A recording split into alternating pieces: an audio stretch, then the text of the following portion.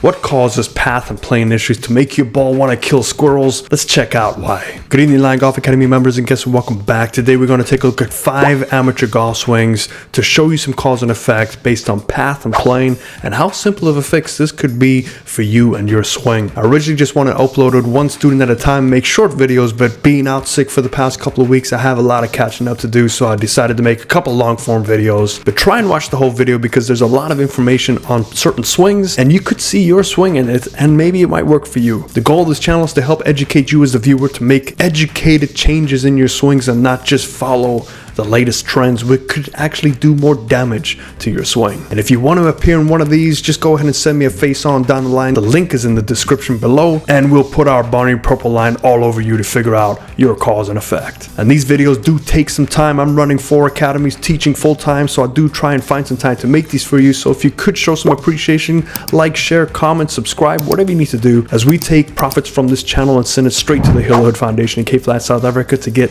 children the game of golf. But enough of that, let's take a look at these 5 amateur swings to see if it helps your swing.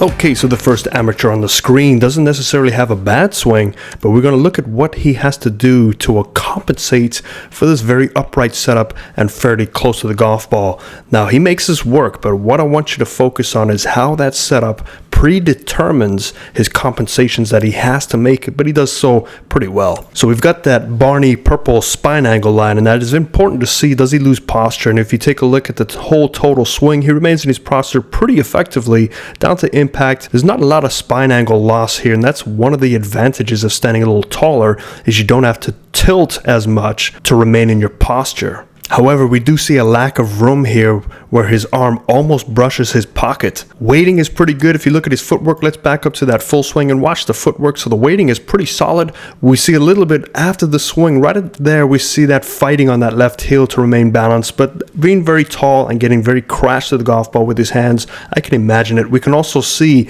the arm path is very flat at the top, so we see a lot of lashing past impact. Secondly, we're going to look at where his grip placement is. So I think that this grip can be a little bit strong, specifically past impact. We can see how that club closes down pretty quickly, and we can see if we keep scrolling past, that left hand might be a little strong, but it might also assist him in helping keeping that club face square as he makes this move. But let's back up to the topic here, is what we're trying to figure out with your path and your plane. So everybody has a predetermined path, which is called the plane.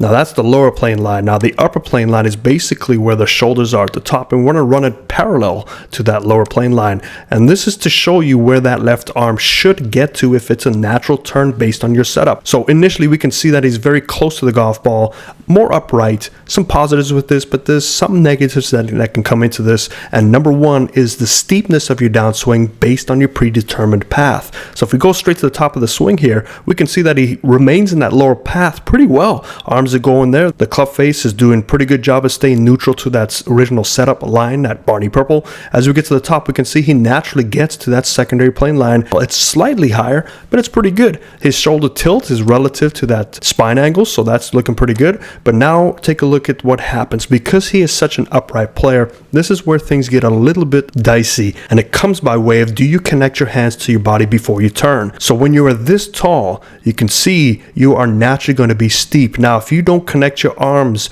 to the center of your chest sooner, all of a sudden you become a little steep on the way down. So if we back up and we do a little triangle check here, we'll do this in red. We're going to draw where that triangle is and take that butt of the club, point it straight down. So we can see that in order for him to stay connected to these 2 intersecting lines, that hands must initially ride down that shaft till about shoulder height, and then he can turn. But initially we see that it rides up that right side of the triangle. Now he's a little bit in trouble. So what does he have to do to fix this? What we're going to see is a steeper downswing, and the next frame he is still slightly steeper. Next frame out is pretty key because he has fallen into his 2 plane lines parallel. It's perfect looking here, but because you're standing taller and closer, if he were to go and naturally turn around and keep that on plane, look where he would make contact. He'd make contact out way ahead of the golf ball. So this is where compensations have to occur. That club head now has to fall down pretty quickly down to this plane line. So we see it happen right away. So that's that compensation move, and we can see that right elbow really leading the way. Club face is slightly open now, so he's gone from slightly closed to slightly open. So that opening of the club face with this manipulation is probably why he has to have a stronger grip to help him square that club face. From here on out, he does a really good job of turning together, and there's that release past impact, and because it's a strong club face, we see that club face now a little bit shut of where it needs to be, and we indicate that with that line here. So all in all, we can see this is a pretty good swing with what you have given yourself. Now, if I were working with you as a student,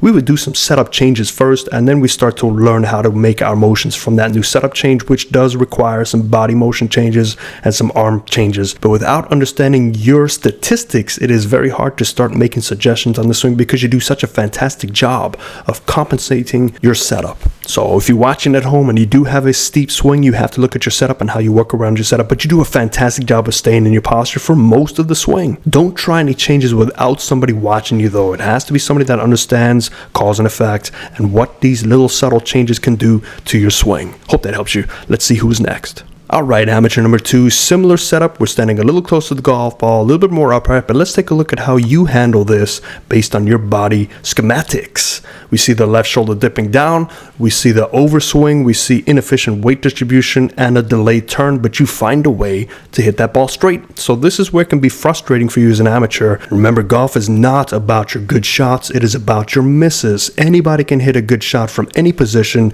It's can you miss it within reason so you can get your handicap to be lower. That is the secret of golf. So let's take a look at this one and dissect what I see happening because of cause and effect. So we've got our usual Barney purple line. Let's draw our plane lines. Lower plane line in green. We can see how vertical that is, and we have very little room. The higher this plane line goes, you have less room to work with. So do you get your arms to that top plane line? We can see that you don't. A couple of things that are affecting this is look at your shoulder tilt. So we're going to draw this in red, and forgive all these colors all over the place, but basically on your setup, that's where your shoulder tilt should be at the top of your swing. We can see your shoulder tilt gets a little bit steeper at the top of your swing here, and we'll put a yellow line to show you your steepness. So when your shoulders add tilt, a few things can happen. I've seen arms work out in this area, but your arms work down here, so you brought your left arm much lower and closer to your body.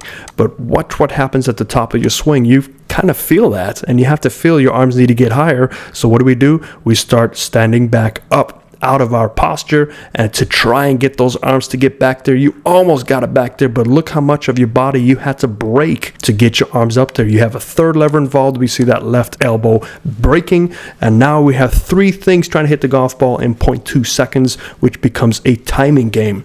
We've sacrificed our positions. We've sacrificed weight distribution. This looks like that club is pointing way down, which brings your weight on your left side, and now you're going to be stuck on that left side. And from there, there's not much you can do other than just muscle this way down in there so we can see the weight is stuck. We can't really get any weight distribution. You've tried to recorrect your spine angle, but look how far back that club is. It is stuck to your right bicep. We see your left arm straightening out to try and time this. Do we maintain our posture? If we come on down, we are not turning because we are just trying to stay upright. So at your impact, you see your new spine angle is a little bit higher. You've definitely moved into the golf ball. You've run out of room to turn, because if you added any sort of turn, if your weight was correct, that path would be a lot steeper, because when you turn, your path also moves out. And pair that with you trying to seesaw back to centeredness, that's where your hands and arms can save your golf swing, which they do here pretty well. You were able to strike down to the golf ball. We see a decent release. We see you trying to stay in your posture, but it is a game of luck when it comes down to you breaking your posture and trying to reroute that posture back to being somewhat athletic while you strike the golf ball. You see you staying in your posture, so you have it in you. You are definitely an athlete, but we have to get you more athletic in the backswing and maintaining your shoulder tilt relationship with your spine angle. So because you do like to get lower as you take that club back, I would recommend your posture start here, so your butt is more out there, your feet are more behind you, so you feel like you have a little bit more room to work with. So then your arms now can stay connected out in front of you and stay somewhere in between these 2 lines. Now keep in mind, if we were to reconnect you and start you in a good position, so let's say that is your spine angle, and that is where your feet are. Now, if we go back to the top of your swing, your arms would still be hanging down fairly naturally there, but look at all the spacing it would provide for you to turn and tilt. So when you take that club back, your path of your hands won't be inside, because what's getting them inside is you adding tilt.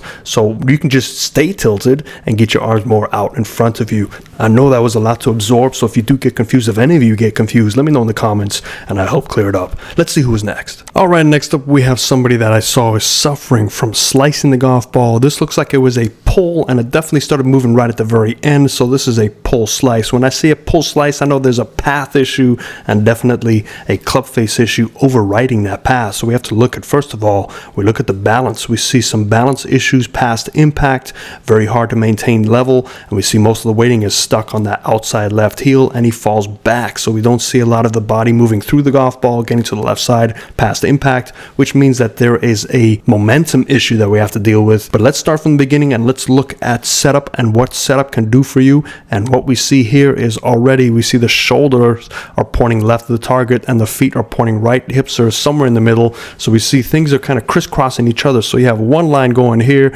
you have another line going there, and you have another line going there. So when you have three things that are pointing in a different direction, it's hard to keep your balance, it's hard to keep your alignment, and with that comes path and plane issues. Now the big thing is I want you to take a look right at impact. Let's find impact position, and what we're going to look at, we see that toe curving right over the golf ball. Now typically that does occur when you hit the heel of the club, and so I look at that action and go, why are you hitting the heel? So let's back it up a little bit. So what we do is take a look at where the hands were set up. So let's draw this in green and draw a little arrow where the hands were, and let's go straight down into impact. And the cameraman did a great job of not moving. So that right there is impact, and we can see, and just before impact we can see the hands are definitely moving up and out, which is common because the club shaft does droop, so we have to align for that. But what I'm looking at is also the weighting. We don't see much drive from the right side, we just see the turn and a slide, and that right foot sliding out, and we see evidence of him falling back, meaning that he is stuck on that right foot and the heel's rolling back towards his center point. Now ball position could play a part in this. Not having a face-on view does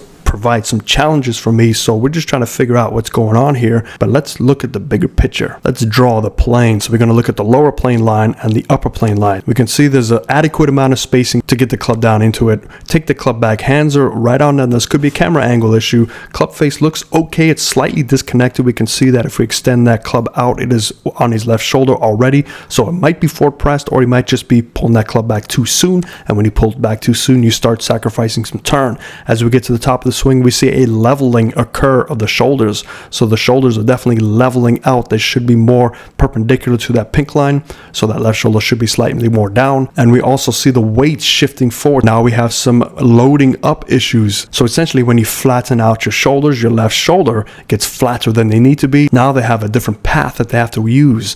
So once we come on through, we can see again, if we draw that patented triangle check, and it's not really patented, but I like to say that anyway. Let's draw the triangle check and see where those hands should go initially.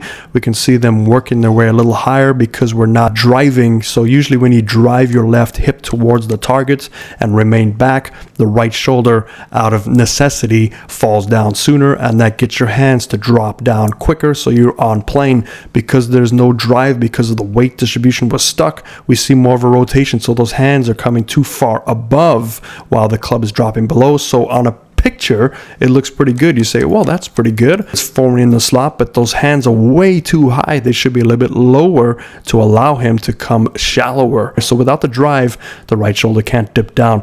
We drop into it, we get the club going down the slot. Look at the club face is fairly open at that position. With the weight being stuck on the right foot, we start losing our spine angle slightly taller.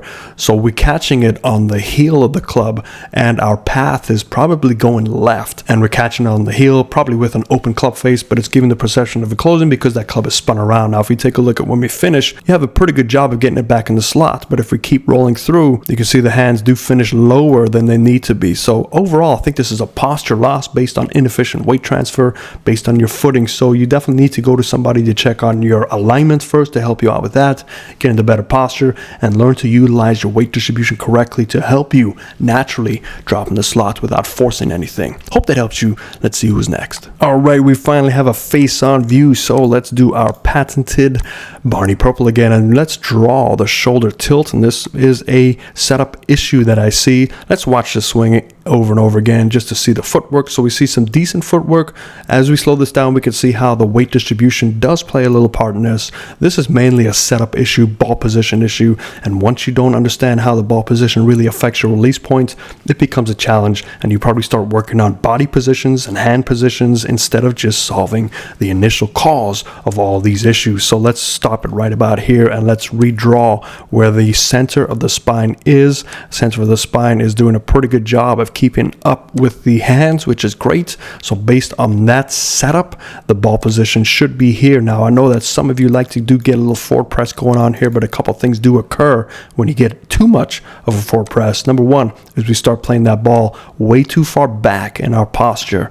Number two is when we get that forward press, we're not connecting it with the left arm. When your ball position is back and your left arm is forward, you are not creating an angle here. Now this angle does play a part in impact. Unless you can stay back when you strike the golf ball and tilt and add that much tilt to close the gap, it is very hard for you to do this. So what happens is we start losing weight distribution and rotation as a result because we have to throw our hands at the golf ball. So we do start to see some evidence of this as we take that club back. We don't have much weight distribution going to the right side. Our turn is helping us, but what we start to see here is we start to see a lean towards the target. So now you've got an issue with forward lean, because if you stay in that forward lean and truly drive down and strike the golf ball with your exaggerated forward press, you're going to hit so much dirt, you might break your wrist, you might break the club, so you're going to have to learn to get out of that. We don't necessarily see a drive left, we see a turn, but the right foot is coming up already. There's definitely some issues with losing posture. If we had a down the line view, we could probably see some posture loss. And because you've had that forward lean, if we draw the golf ball straight up again to our new spine angle, look how much further back that same golf ball position has shifted relative to the center of our body. So you as an athlete, you look pretty athletic, have figured this out, that you have to get your hands to try and throw a little bit early. So we see some of this past impact where the right hand is going under the left, and we also see at impact the right foot isn't necessarily driving up, it is holding its posture, because if you drove straight with that right leg and push some of that weight through to your left hip, your whole body would move a little bit more left. And just to show you the relationship, the red lines indicate where your spine angle was at address and your forward shaft lean. If we go down to impact, the green lines represent where you struck the golf ball with your forward shaft lean, and your center of your chest is still connected to your hand. So you do a really good job, but you are sacrificing rotation. You look at both your hips are facing us, your shoulders are facing us, there's hardly any rotation. That's because you cannot rotate. If you did rotate, your hands would probably be more in this area. When you rotate, your arms go with you. Now imagine if you try and rotate, your hands would be here, and if we draw your connection, your chest should still be connected there. And now you'd be forward leaning so much that it would be very hard to strike that golf ball, because when you forward lean, you make the club essentially shorter, so you'd have to fall down even more. So you can see setup can be a serious cause for you. So what I recommend you do is start working on your setup. So you definitely want to widen your feet out. So if I draw a line from the inside of the heels up to the sky, we can see how narrow that stance really is. It's about head width. So you want to feel like the inside of your heels are probably where the outside of your heels are now. Give you a little bit more stability to work with so you can move the weight right to left. Secondly, we want to move that golf ball position about 1 to 2 golf balls out, and then just go ahead and don't try to forward lean so much. Don't try and shaft lean so much. Just let the club shaft sit a little bit straighter, which will then connect it closer to the center of your chest. And from there, you can just turn naturally, get more body involvement, get more weight distribution. So I hope that helps you. Let me know how it goes in the comments below, and let's see who is final. Let's put Barney Purple up there again and watch this swing, and we can see he tries to sustain his posture pretty well. Comes down into impact. Pretty decent motion there. This is definitely looking like a setup issue. We see the right shoulder really covering the golf ball, so the shoulders are definitely pointing left at setup, which is going to give you some path issues, and you have to compensate with that with either changing the ball position or not releasing it as much, or delaying the release somehow, or moving your body out of the way incorrectly. So it's close, it's just not quite there. there. Let's take a look. Let's go from the beginning. And what we're going to do is look at the shoulders rocking to see why this is a path issue. So based on that setup, the shoulders should be there. They do a pretty good job. Left shoulder is slightly higher, but it's pretty good. Let's get some measurements out here. So we're going to draw an angle between the shoulder tilt and the ground. And that is, let's call that, it's hard to tell what's straight. Let's call that 38 degrees. Now we're going to take that same measurement just past impact, and we're going to see how much tilting did you do, and is that enough? So we see 48 degrees.